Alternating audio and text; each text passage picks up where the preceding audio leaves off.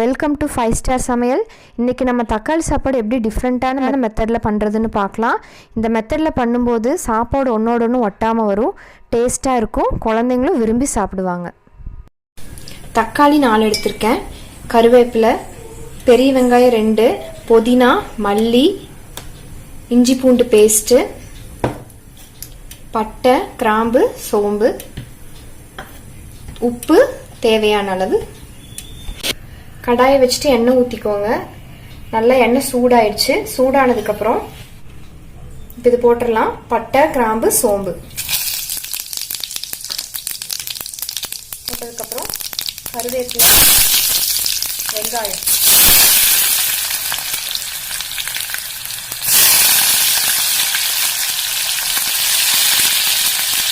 அப்புறம் புதினா, மல்லி.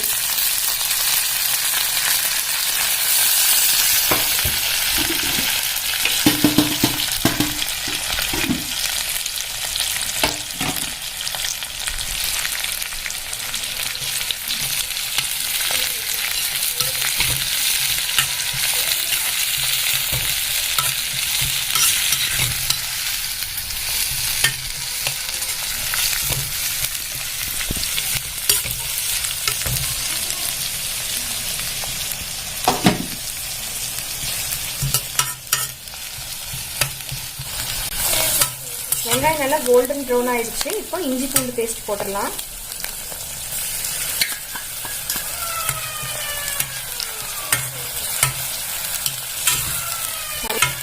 நல்லா கிளறி விட்டுக்கோங்க.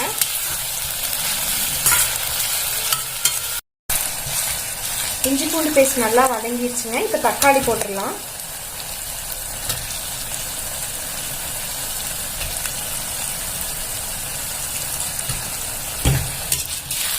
நல்லா வதக்கிக்கோங்க.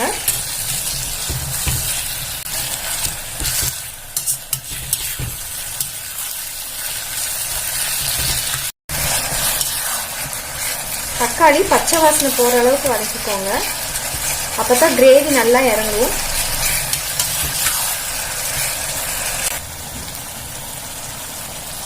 தக்காளி நல்லா வதங்கிடுச்சு. இப்போ மசாலா போட்டுக்கலாம்.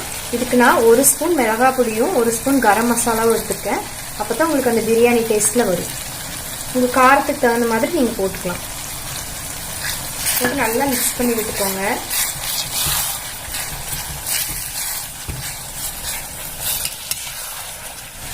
நெக்ஸ்ட் உப்பு போட்டுக்கோங்க. கல்லுப்பு போட வேண்டாம்.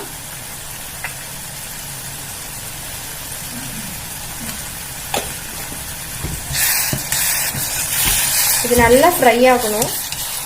நல்லா அப்படியே அந்த எண்ணெய் பார்த்தீங்கன்னா தனியாக வரணும். அது வரைக்கும் ஃப்ரை பண்ணுங்க. அப்பதான் அந்த சாப்பாட்டில் போட்டு கிளறப்ப உங்களுக்கு அந்த டேஸ்ட் கிடைக்கும்.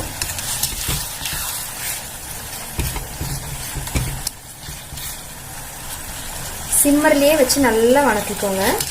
ரொம்ப ஸ்பீட் பண்ணிட்டீங்கன்னா கரிஞ்சிரும். 10 மினிட்ஸ் வெயிட் பண்ணலாம். பாருங்க எண்ணெய் தனியா பிரிஞ்சு நிக்குது. சோ இதுதான் கரெக்டான ஸ்டேஜ். இப்ப கிரேவி ரெடி ஆயிடுச்சு. ஸ்டவ் ஆஃப் பண்ணிடலாம்.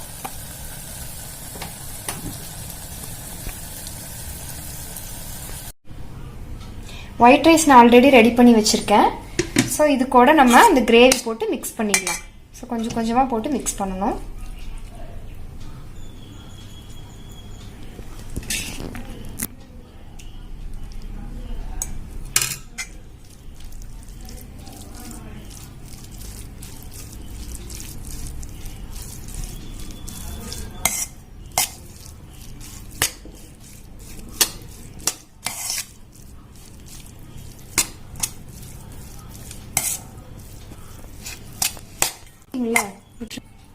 இன்னும் கொஞ்சம் போட்டுக்கலாம்.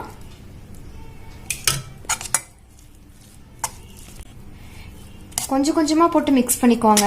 ஃபர்ஸ்டே நீங்க நிறைய போட்டீங்கன்னா அளவு தெரியாது. கிரேவி ரொம்ப ஜாஸ்தி ஆயிடுச்சுன்னா நல்லா இருக்காது. பாருங்க தக்காளி சாப்பாடு ரெடி ஆயிடுச்சு. எவ்வளவு உதிரியா வந்திருக்குன்னு பாருங்க. நீங்களும் உங்க வீட்ல இதை ட்ரை பண்ணி பாருங்க. இந்த மெத்தட்ல செய்யறப்ப ரொம்ப டேஸ்டியா வரும். செஞ்சு பார்த்துட்டு எனக்கு கமெண்ட்ஸ் பண்ணுங்க. ஃப்ரெண்ட்ஸ், மறக்காமல் சப்ஸ்கிரைப் பண்ணுங்கள், பக்கத்தில் இருக்க பெல் ஐக்கானை கிளிக் பண்ணுங்கள். அப்போ தான் நான் போடுற வீடியோஸ் உங்களுக்கு நோட்டிஃபிகேஷனில் வரும். நெக்ஸ்ட் ஒரு நல்ல ரெசிபியோடு உங்களை மீட் பண்ணுறேன்.